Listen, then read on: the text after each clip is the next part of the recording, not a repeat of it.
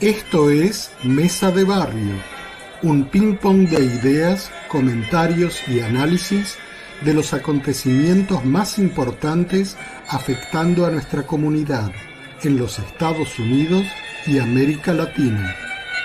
Mesa de Barrio es una producción de ABC Latino Media Network, conectando e informando a la comunidad latina, porque los latinos ya no somos minoría.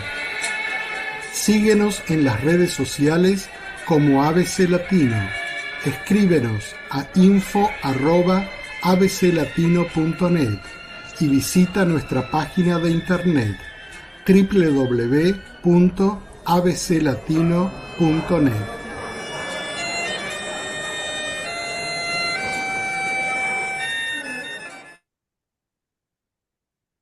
Muy buenos días a todas y todos, buenas tardes, buenas noches, donde quiera que se encuentren. Aquí desde ABC Latino, yo soy Enrique Robolunsky y esto es Mesa de Barrio. Y hoy tenemos un programa bien especial siguiendo con nuestra edición anterior de Mesa de Barrio. Están con nosotros aquí Pablo Sadler y David Anderson. Buenas y bienvenidos nuevamente al programa. Recordarán que la última vez conversamos con ellos sobre el humanismo en el mundo y habíamos quedado que íbamos a hablar de algunos ejemplos en la política mundial donde el humanismo está funcionando.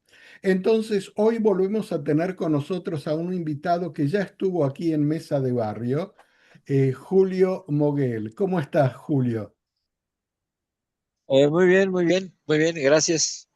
Aquí a tus órdenes, como siempre. Muy bien, encantado de que estés con nosotros. Solamente para recordarlo, no vamos a hacerlo bien rapidito aquí.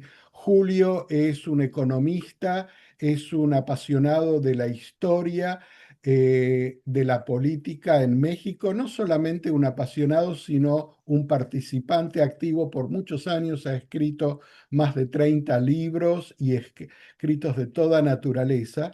Y me parece que va a ser la persona justa para que hablemos de la cuarta transformación, algo que ha dado mucho que hablar y de lo que se está hablando mucho. Pero antes de que comencemos a hablar contigo y entre todos nosotros, me gustaría que escuchemos un poco algo muy cortito como introducción de la actual presidenta de México, Claudia Sheinbaum.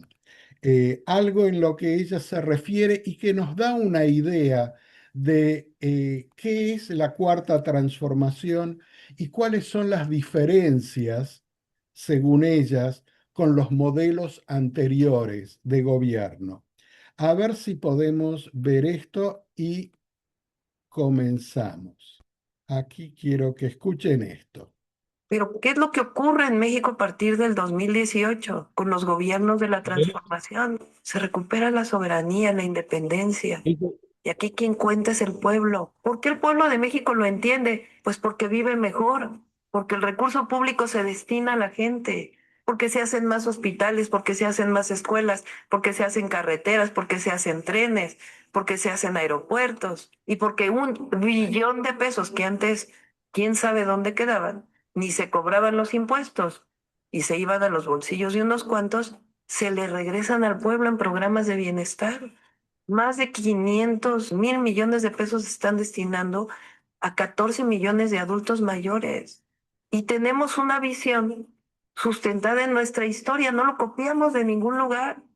¿De dónde? De la riqueza cultural. Y desde Hidalgo hasta Lázaro Cárdenas y todos los luchadores sociales que han luchado por un México independiente. ¿Qué es lo que no les gusta?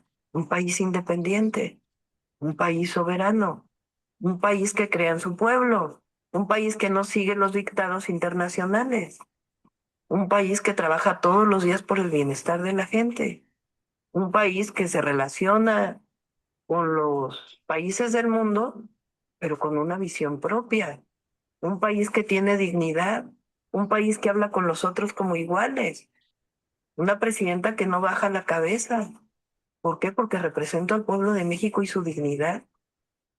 Eso es lo que a la derecha no le gusta. ¿Qué quisieran? Que estuviéramos subordinados. ¿A quiénes? A los poderes económicos y al poder mediático y al poder de los grandes capitales internacionales. No. ¿Queremos inversión privada? Sí. ¿Creemos en la competencia? Sí.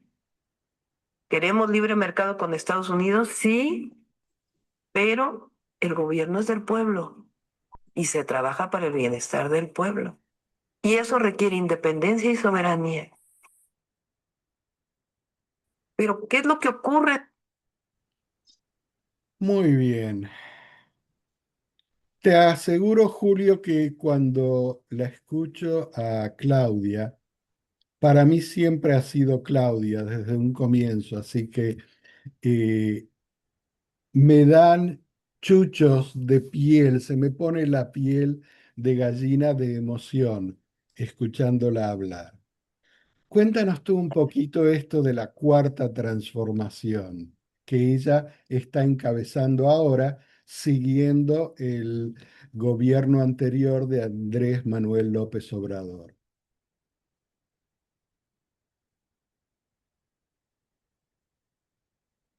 Julio, Una fuerza internacional. De hecho tiene ella un liderazgo latinoamericano muy importante. Muchos países latinoamericanos la consideran como puntal líder de lo que es una posible reconversión de la circunstancia latinoamericana, de la tendencia que se está dando hacia la derecha, hacia, de nueva cuenta, hacia la izquierda. Ese es el punto, digamos, positivo. Ah, quería adelantar que hay un antecedente mío con respecto a ella, y es que yo fui coordinador de asesores de cuando ella era secretaria de Medio Ambiente del gobierno de la Ciudad de México. Entonces, el vínculo con ella es un vínculo, es un buen vínculo histórico. Tenemos los mismos pecados, más o menos, y tenemos la misma proclividad, la misma tendencia política. Ahora, pero me da la impresión de cualquier manera, si puedo continuar, o quisieras hacer sí, alguna... sí, continuamos y bueno, acá, por favor, esta es una continuamos. conversación, Ah, entonces bien, participen, bien, métanse, comentemos entre todos, claro. bien, pero agregaré una cosa importante.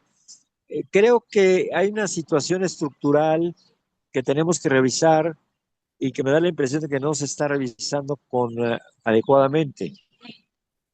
Tiene que ver con el tema de la circunstancia, de la contradicción que hay entre el gasto, lo que es el gasto de bienestar, el gasto que no va a la inversión y por tanto no va al crecimiento del Producto Interno Bruto y por tanto no va directamente a la creación de empleos, con la inversión que va al bienestar social, que es un recurso muy grande, muy importante en México, que permite que gente que no tiene dinero, que no come, que tiene problemas de pobreza seria, eh, tiene que enfrentar. El recurso que se ha utilizado para solventar esta situación ha sido muy relevante, pero digamos estructuralmente y eh, pensando las cosas de manera frías. Eh, el gasto social, lo que se llama el gasto social, compite con el gasto productivo. Ahora, ¿qué eso significa? Que el gasto social no es relevante, fundamental y además base sobre la cual Claudia está manteniendo un liderazgo relevante en México y en América Latina. Lo es. Ahora, el problema es hasta dónde aguanta la liga. El problema es hasta dónde estableces un equilibrio entre ese tipo de gastos de inversión, de tal forma que el desequilibrio no implique que lo que estés haciendo en realidad sea estar endeudando a las generaciones futuras, eh, solventando o resolviendo problemas presentes. Ahora,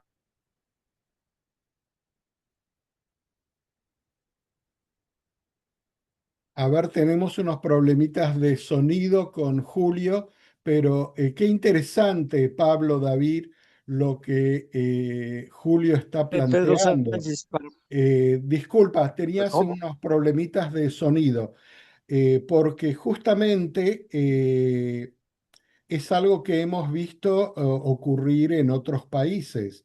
Lo que Julio está Exacto. llamando esa tensión de estirar las condiciones de un modelo social y económico. Pablo, ¿alguna consideración sobre eso? Creo que es algo que hemos visto en otras oportunidades, en el caso, por ejemplo, puntual de Argentina. Sí, bueno, y de hecho obviamente hay mucho, es interesante cuando la presidenta habla de una transformación con profundas raíces mexicanas y suena mucho los ecos del peronismo también, ¿no? Una transformación muy local con incluso soberanía, independencia y, y los lemas siempre fueron del peronismo. Y yo lo que le quería, digamos, preguntar es justamente, creo que a Julio y a David, porque es muy bueno que tengamos acá también un humanista que nos recuerda todos los balances que tenemos que establecer, porque, como Julio dijo, hay un éxito, ¿no es cierto? Sacaron a casi 14 millones de personas de la pobreza, se duplicó el salario mínimo, eh, hay realmente avances significativos en pobreza multidimensional. Ahora, el tema este de sustentabilidad, ¿cómo se hace esto para mantener en el tiempo? Sin la famosa ecuación neoliberal del crecimiento primero para distribución después, obviamente es una de las cosas que pudo, por ahora al menos pudo realmente esta cuarta transformación llevar adelante. El crecimiento no ha sido tan significativo dentro de la economía mexicana y realmente a través de la redistribución se pudo mejorar muchísimos de esos indicadores que tenemos que recordar todo el tiempo que no son indicadores, sino que es calidad de vida de gente, de personas, con nombre y apellido. Ahora, la pregunta es para mí sería para los dos, ¿cómo hacemos? ¿Hay alguna posibilidad realmente de cambiar ese paradigma, de no necesariamente apoyarse en un crecimiento económico para seguir avanzando en lo social? Porque obviamente ese era un poco el desafío que nos planteaba David, si no entendí mal la última vez que estábamos charlando, de esta cuestión capitalista de crear y consumir como único motor y cómo se cambia ese paradigma. Y creo que acá estamos un poco, me da la sensación, empezando a entrar en eso, seguir en esta dirección que, como bien dijo Julio, es un faro para toda Latinoamérica, es realmente una, más que una bocanada de aire fresco, es ver la posibilidad de llevar adelante. Y creo que también está haciendo, si podemos comparar para terminar con el tema peronista, creo que hay un trabajo político que es un poco distinto en una dirección más apropiada. Creo que las alianzas que ha establecido Morena son distintas cualitativamente que el peronismo, cosa que hay menos compromiso, digamos. Pero eso, para mí es cómo se sustenta esto, digamos. Duplicar el salario mínimo no es algo que se puede hacer cada 6 años, obviamente. Eh, pero ¿cómo hacemos para seguir en esta dirección, manteniendo estos principios y teniendo en cuenta el crecimiento con bases que son desafíos, como ese crecimiento basado en energías no renovables y demás? ¿Cómo hacemos esto?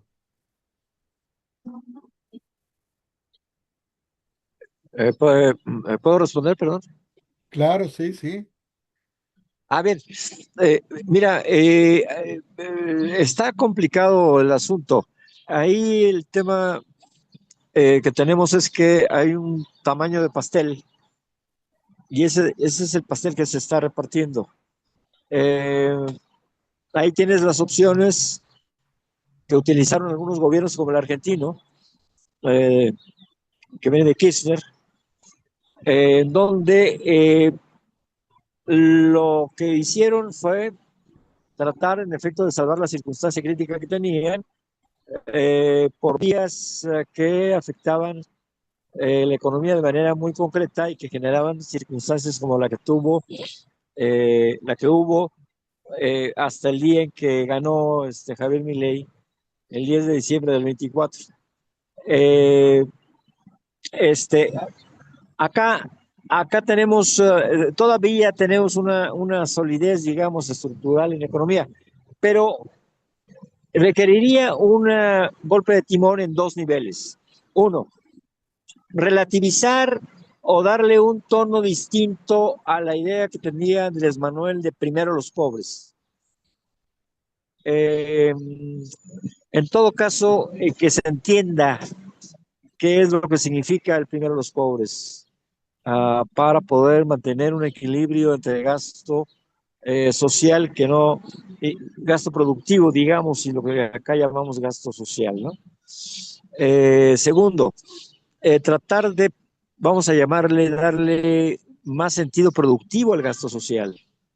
Hay desarrollo de programas en donde inversiones como el 3x1 con los migrantes norteamericanos, mexicanos en Estados Unidos, logramos desarrollar en el gobierno de Michoacán, en donde parte importante de la inversión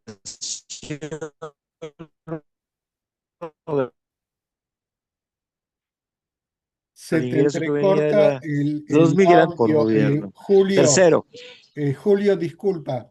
Si puedes poner tu cámara o tu teléfono fijo y no moverte mucho porque hay distorsión en el audio.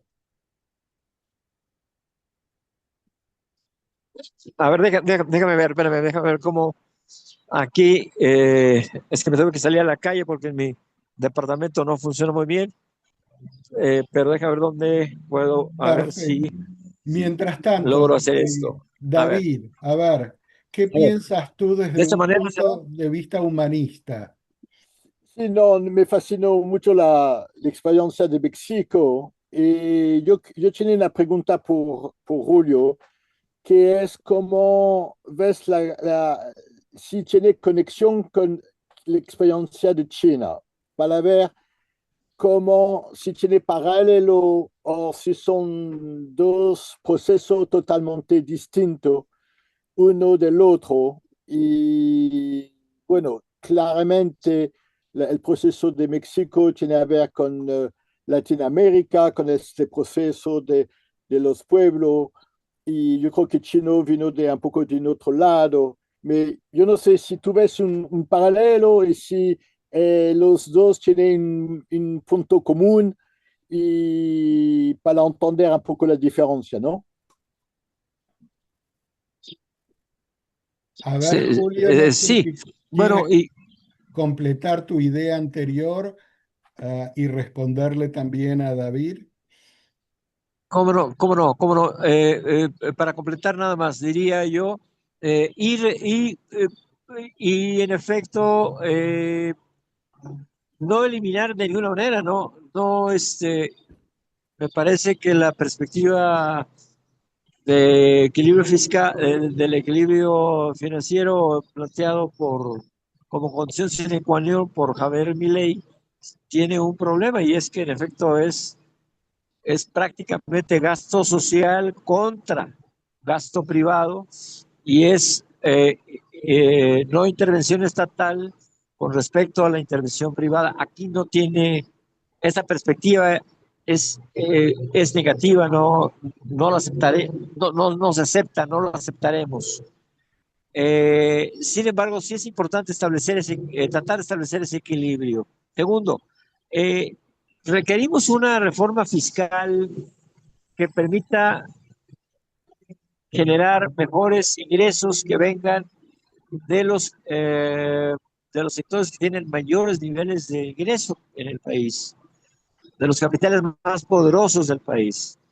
Eh, Esa reforma fiscal parece que no se está perfilando, no se da, y de tal forma que los recursos que tiene el gobierno para poder darle el golpe de timón son limitados.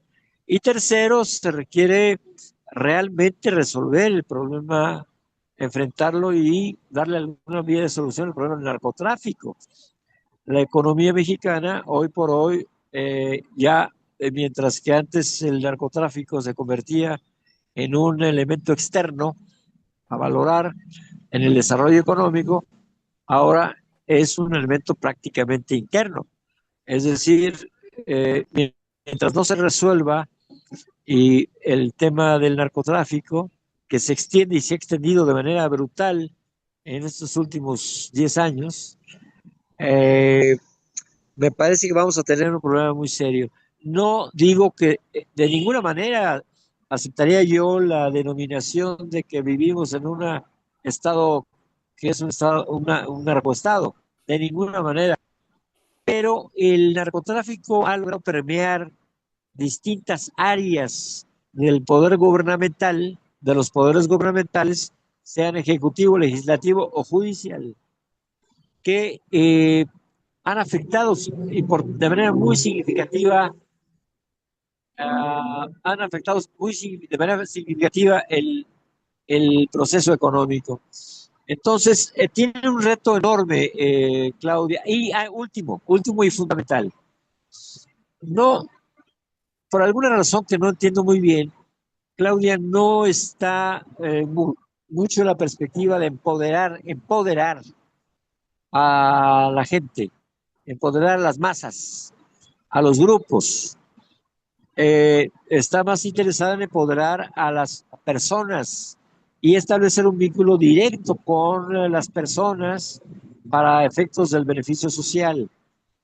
Necesitaríamos tener un poder popular que permitiera que en México las cosas pudieran marchar en una perspectiva que diera chance del famoso golpe de timón al que me refiero. Y perdón, la última pregunta no la escuché bien.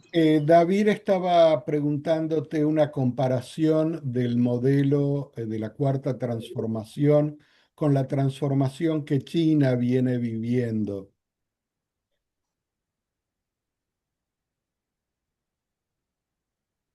Que China, Exacto. que creo que estamos hablando de mundos muy distintos, ¿no? O sea, creo que no hay punto de comparación. Uh, el modelo es radicalmente distinto.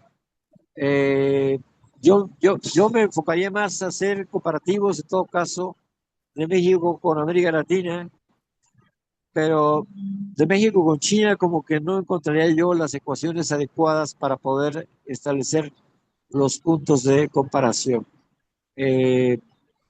Hay una disculpa en todo caso por mi desconocimiento quizá de la circunstancia en la que se mueve el chino. Hay algo que me gustaría comentarte, Julio. Tú sabes que yo he viajado mucho por México y de hecho México es mi país adoptivo. Yo lo adopté como país. Y he estado en México antes de las elecciones que trajeron a AMLO como presidente y conversé con mucha gente en las distintas regiones que yo recorría. Y escuché todo tipo de comentarios, desde los que simpatizaban con él, los que no simpatizaban con él, los que tenían miedo de él y muchos más. Luego, al término del gobierno de AMLO, cuando eran las elecciones siguientes, donde ganó Claudia, volví a recorrer las mismas ciudades y los mismos pueblos y a hablar con la misma gente. Y les preguntaba cómo veían las elecciones y cómo la veían a Claudia para las elecciones. Esto era justo antes de las elecciones. Y me sorprendió mucho porque mucha gente me comentaba lo siguiente: vamos a votar por Claudia. Y yo le preguntaba, ¿por qué?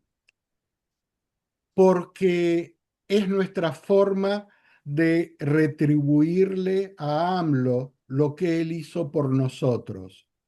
Y aunque no la conozcamos mucho o no nos gusten ciertas cosas, sí vamos a votar por ella, porque AMLO nos dio mucho y ahora nos toca a nosotros Sí, apoyarlo a bueno, él. pero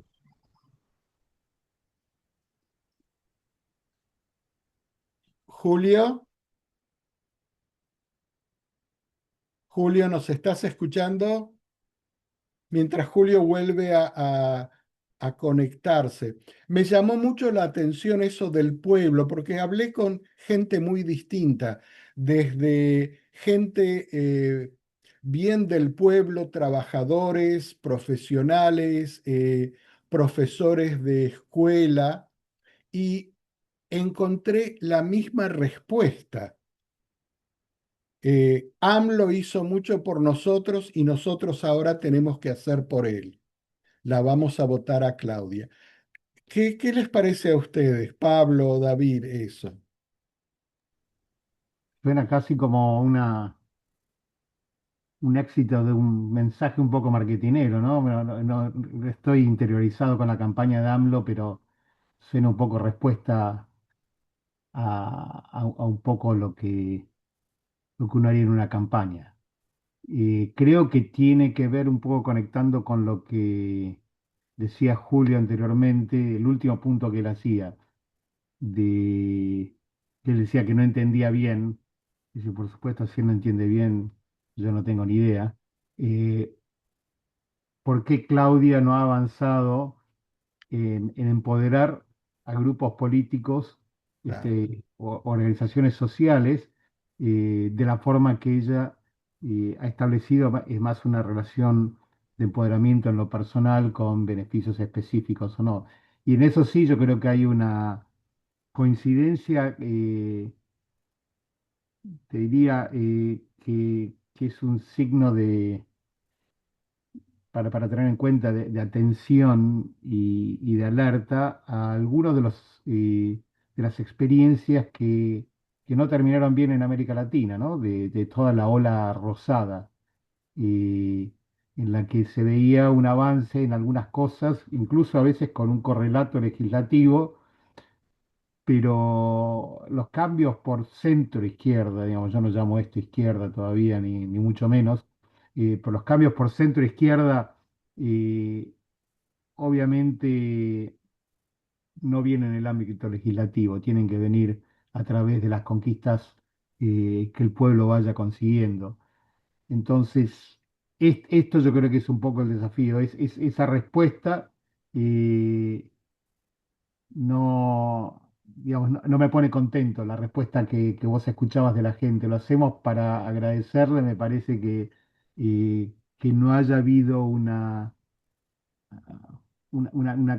que la gente no haya sentido que este es el camino, que este es el proyecto que nosotros podemos seguir. Bueno, es un signo de preocupación porque no queremos una cuestión personalista, queremos una cuestión ideológica. Por supuesto, y ahí venía justamente lo que yo comentaba, justamente a lo que Julio nos estaba diciendo, de dónde estaba esa conciencia social desde las bases hacia arriba, darle ese Robert, empoderamiento. Sí, David, no, c'est-à-dire, si eso pasó así, es un muy buena señal de reciprocidad. Que, c'est-à-dire, nada va a funcionar en el mundo si no tiene una forma de reciprocidad. C'est-à-dire, si no tiene una dinámica, si es únicamente para mí, eso fue el problema en Ecuador con Corea. Es que la gente no reciprocó a las elecciones y después votaron para un otro porque ellos quieren guardar el beneficio del trabajo de Corea para ellos y no dejarlo a otros. So, yo creo que si eso pasó así, si la gente realmente revolvió a votar por un proceso de reciprocidad que recibimos mucho y vamos a apoyar al proceso. Eso me parece muy interesante y es posible que es para esta razón, para este enfoque, que Claudia va más a la gente que a las masas, porque es la gente que realmente tiene la dinámica de apoyar a la transformación de un otro nivel, de una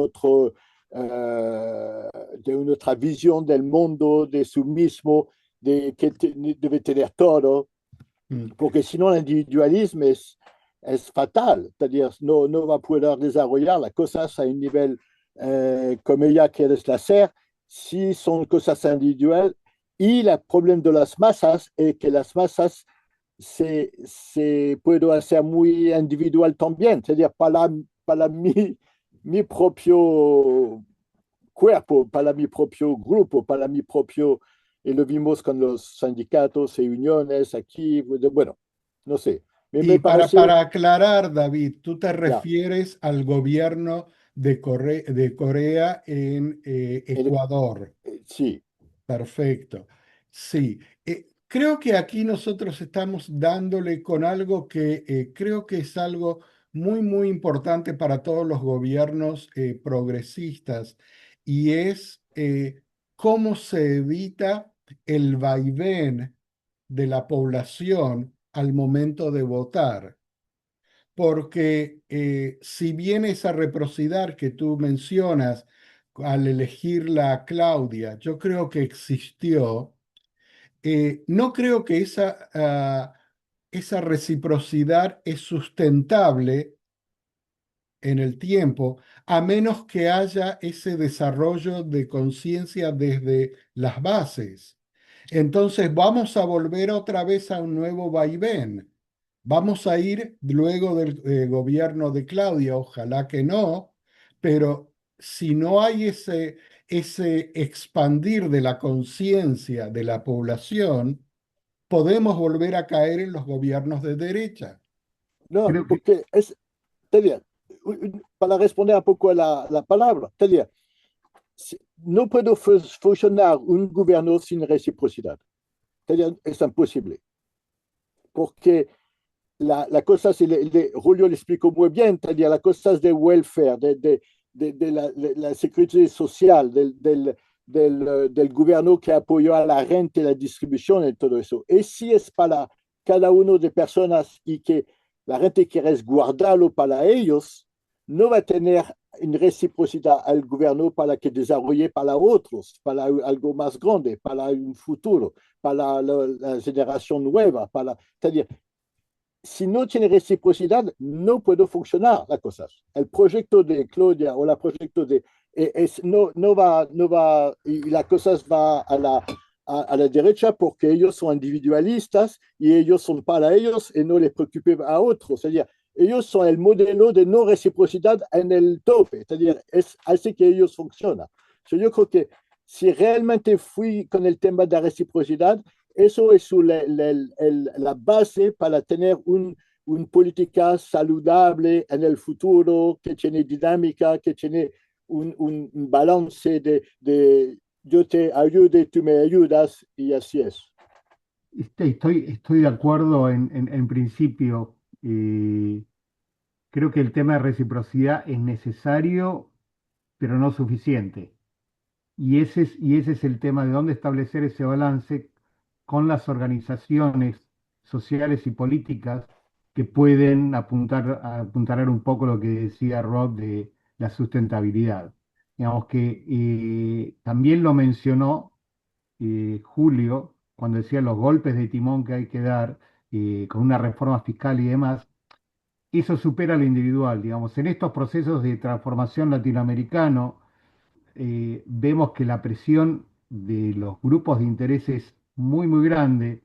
Capítulo aparte que qué va a pasar con Estados Unidos, vemos ya una debacle tan grande y tan rápida que es difícil de ver también cómo van a reaccionar estos grupos que representan los intereses de Estados Unidos en Latinoamérica. Pero va a haber, obviamente, no hay absolutamente ninguno de estos grupos de interés, justamente por ese individualismo que vos mencionabas, David, eh, que va a ceder absolutamente ningún privilegio sin la presión necesaria para que eso ocurra.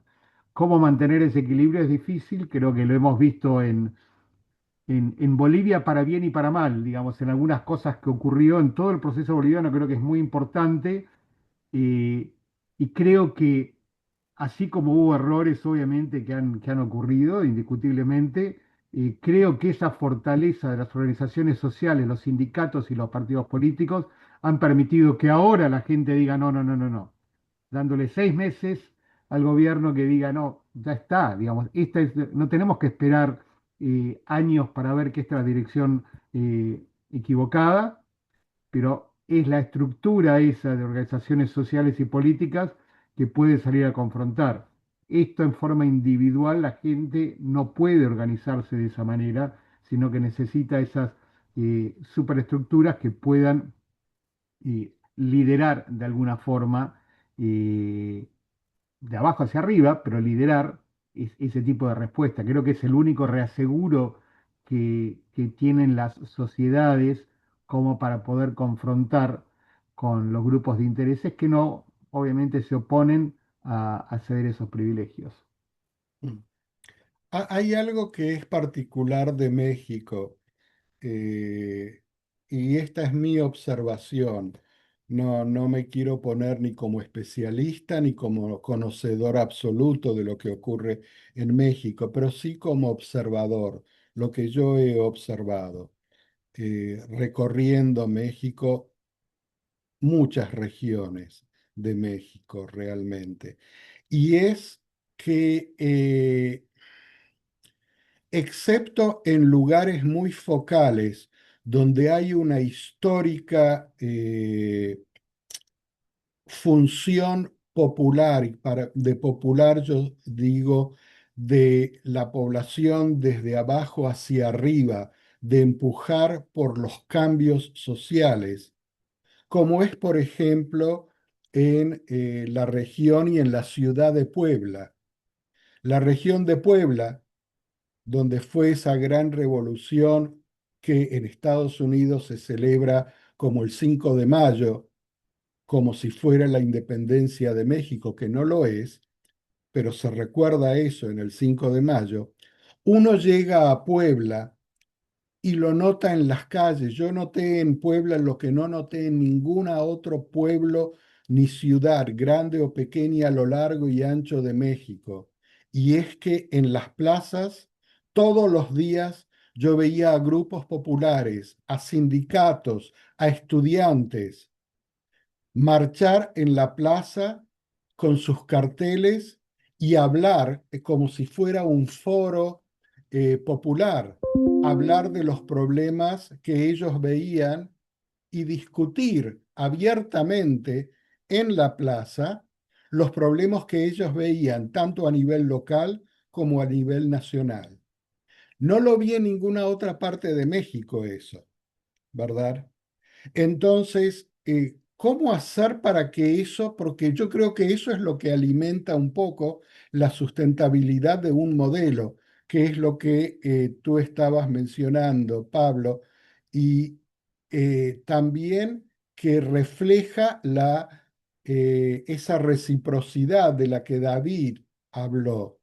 Pero yo recuerdo, y aquí quiero el comentario de ustedes, por ejemplo, usando el ejemplo de Argentina, que Pablo y yo conocemos más, cuando Néstor Kirchner fue presidente y tenía todas las posibilidades para ser reelegido nuevamente para un segundo término, entre él y Cristina decidieron una estrategia diferente para poder sustentar el modelo en el tiempo. Y esa fue de que Cristina se presentara a las siguientes elecciones en lugar de ir Néstor por la reelección. Pero el proyecto de Néstor era justamente dejar la presidencia para impulsar la concientización de abajo hacia arriba. Él mismo lo decía, ese es mi trabajo ahora. Siguiente. y Cristina va a ser la presidenta. Desgraciadamente, Néstor murió antes de poder hacerlo. Y tuvimos dos gobiernos de Cristina, pero no hubo esa sustentabilidad desde abajo. Y terminamos de última con el gobierno de Milei, que ya no es ni siquiera no se lo puede llamar de derecha, es la antítesis a todos los modelos sociales, ¿verdad? Entonces yo creo que ahí está el nudo de cómo se continúa un modelo social y progresista.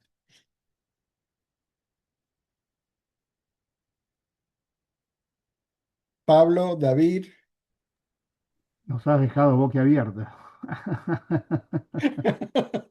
Para pensar. No, pero realmente es cierto esto. Estoy de acuerdo. El tema es que creo que también hay que hacer un análisis crítico de algunas cosas que pasó dentro del peronismo y creo que el ejemplo era un poco lo que hablaba David del peligro de que las masas sean individualistas y digamos, la relación que desarrolló Cristina con la Cámpora y con sus grupos no creó una estrategia de alianzas que Claro, realmente tuvieran un espectro en el que hubiese la reciprocidad que estaba hablando David antes. Creo que ese fue lamentablemente un ejemplo de lo que puede ir mal y creo que incluso siendo desconocedor, pero desde la visión a 30.000 pies, como dirían de acá, o a 10.000 pies, un poco fue lo que pasó también con el PT en Brasil, ¿no? Esta falta de estructuras y esta falta de empoderamiento que eh, permite estos vaivenes, más allá del lawfare y de todo lo demás. Yo lamentablemente me tengo que despedir de ustedes. Eh, nos vemos la próxima, ba- Pablo. Esto va a continuar, Bárbaro. seguramente. Muy Muchas bien. gracias, Pablo. Chao. Sí, David, No, a yo creo ver, que tiene una cosa es que una estructura política no puede depender de cómo se siente la gente. Es decir, no puedo, y el nivel de la gente va a decir cómo va las cosas políticamente. No es la estructura que va a poner el nivel de la gente. Eso es cosas que yo creo que la, la, la izquierda necesita entender que cómo se siente. Y México es muy interesante porque tiene como una democracia un poco directa entre el presidente y la gente. Es decir, tiene poco intermediarios o poder a la mitad. Y yo creo que corresponde muy bien en el momento del mundo de hoy, donde la cosa se mete más horizontal, se mete más directo, se mete más las estructuras son menos vertical, son mucho más horizontal. Y yo creo que la adaptación que está haciendo México en este sentido es muy fuerte, y rompe un poco con las épocas anteriores de estructura con mucho jefe que te compete con uno al otro, que quieres tomar el poder de uno al otro, es como todo un paisaje que un poco se está cambiando mucho, yo creo. No, me fascinó. sí. Y David, tú has vivido por un tiempo en Ecuador y No, no, no, yo fui en Ecuador, pero nunca, no has vivido en Ecuador. Ok, no he vivido, no, no. perfecto, Mais, perfecto. le- mais quand fui en Ecuador y que vio todos los edificios del mini, de la, del, la estructura del Estado de Ecuador que desarrolló Corea, me pareció demasiado. Es como tener un Estado tan fuerte.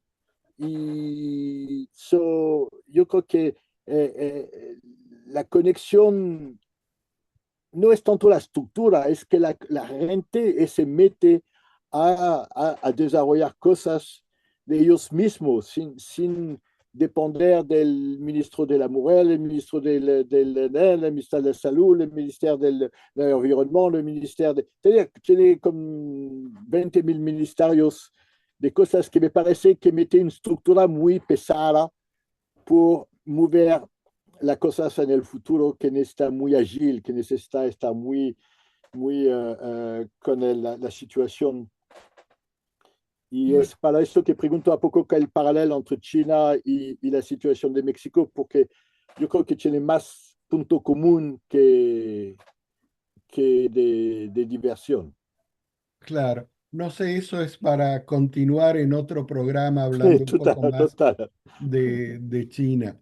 Pero me gustaría hablar contigo desde un punto de vista humanista y lo que veníamos conversando, porque hay una disyuntiva acá que a mí me parece muy, muy clara. Eh, para hacerlo simple, la derecha, ¿verdad? Tiene las cosas muy claras.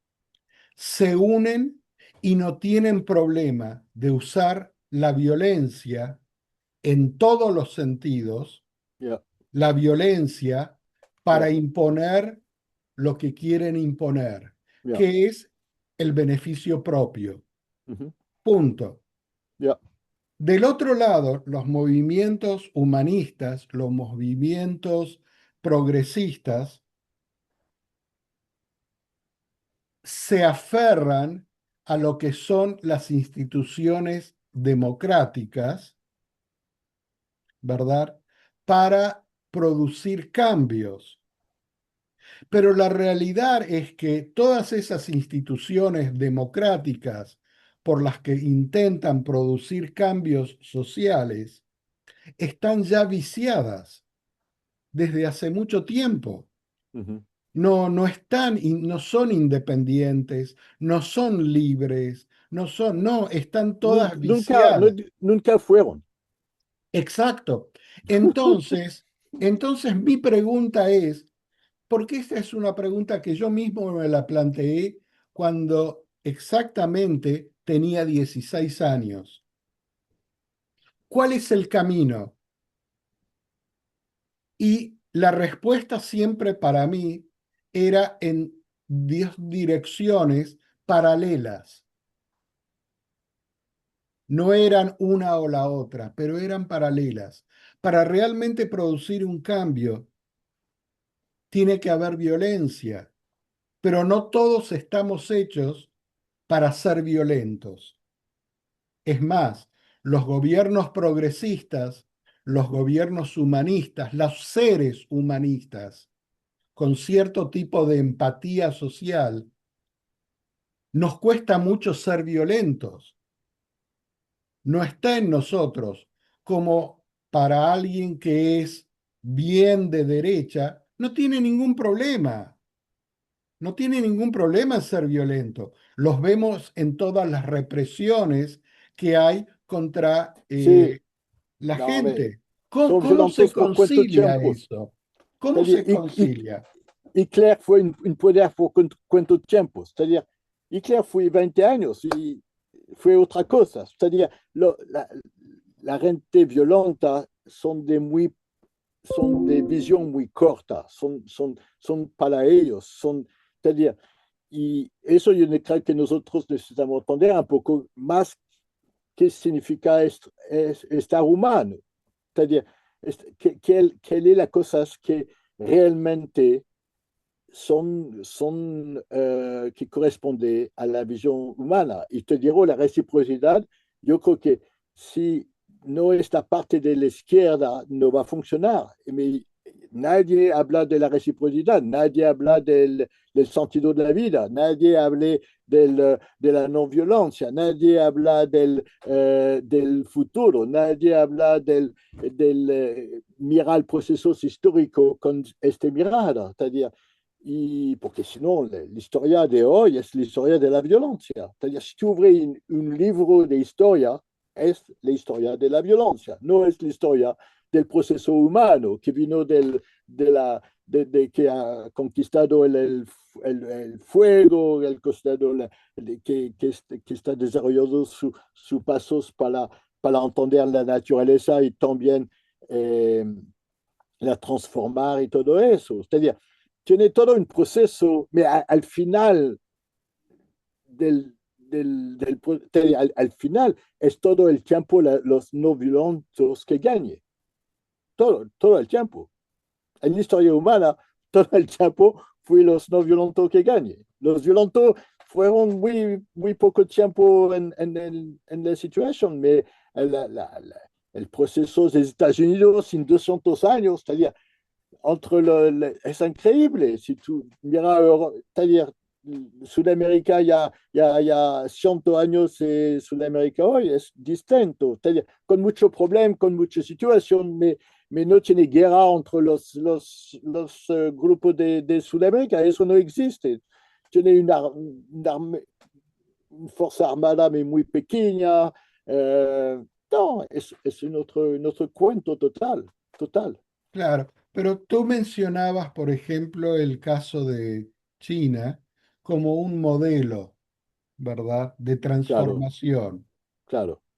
Pero el caso de China, en ese modelo de transformación muy real, con muchos avances de todo tipo, ¿verdad? Hoy en día, ese proceso se hizo a costa de la sangre de por lo menos dos generaciones enteras, con mucha violencia. Fue la Mm, violencia la que produjo el me- salto en el tiempo en no China. creo, no creo.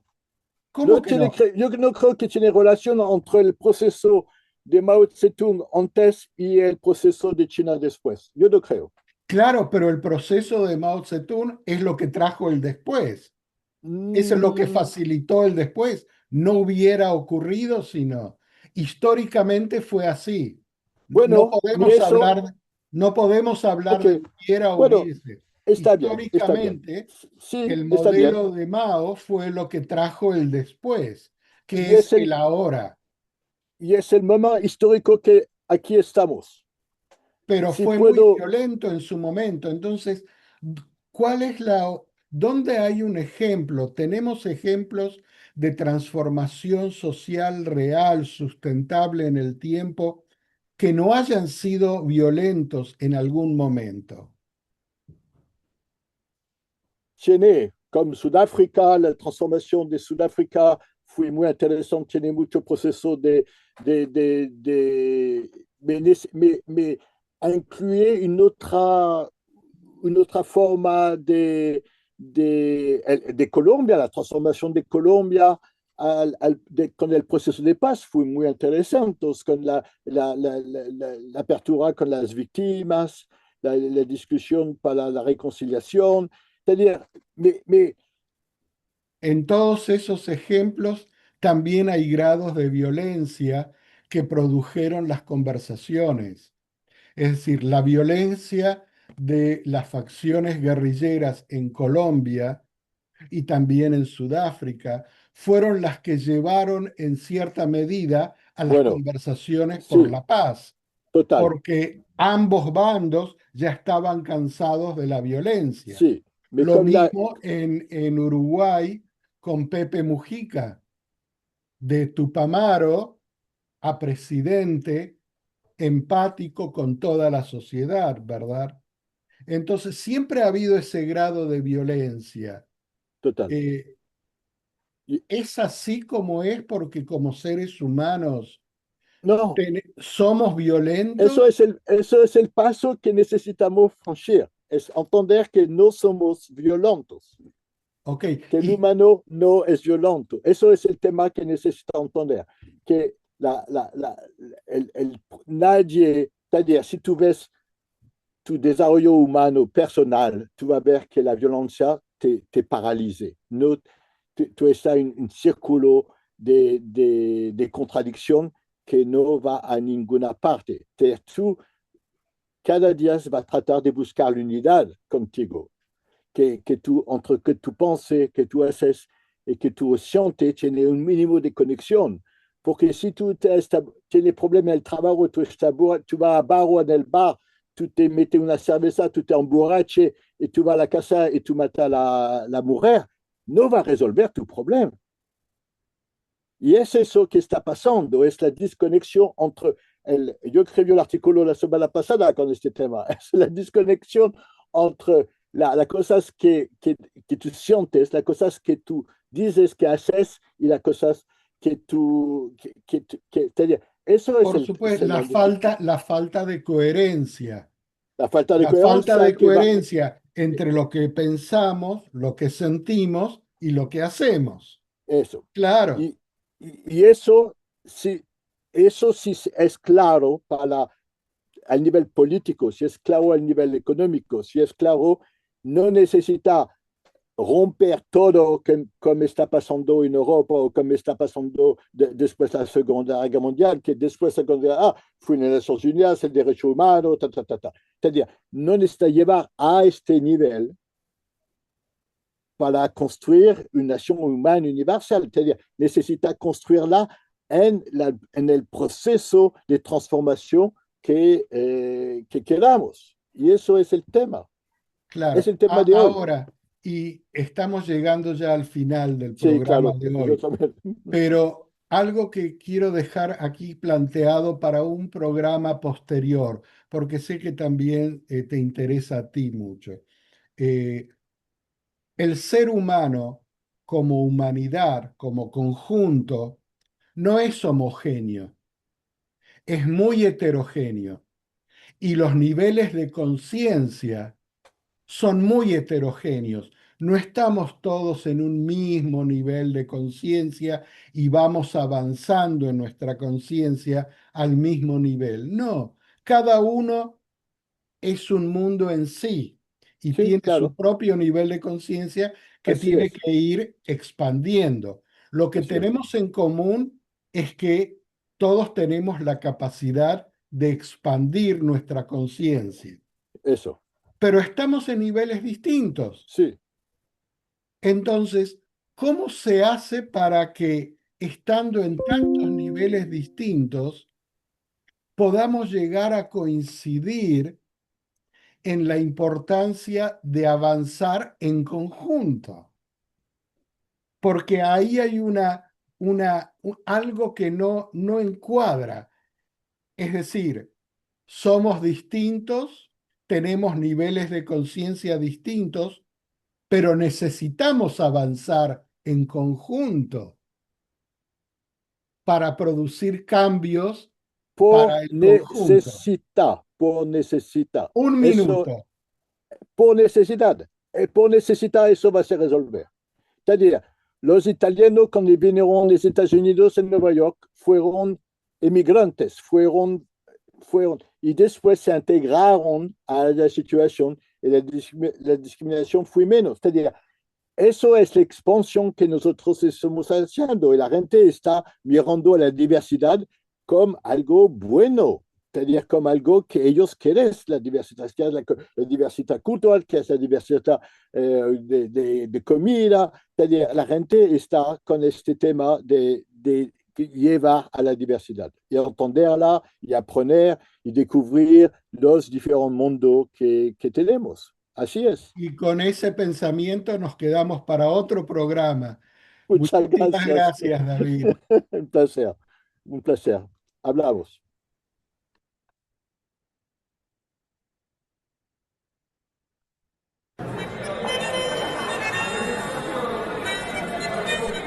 Esto es Mesa de Barrio, un ping-pong de ideas, comentarios y análisis de los acontecimientos más importantes afectando a nuestra comunidad en los Estados Unidos y América Latina. Mesa de Barrio es una producción de ABC Latino Media Network, conectando e informando a la comunidad latina, porque los latinos ya no somos minoría. Síguenos en las redes sociales como ABC Latino. Escríbenos a info@abclatino.net y visita nuestra página de internet www.abclatino.net.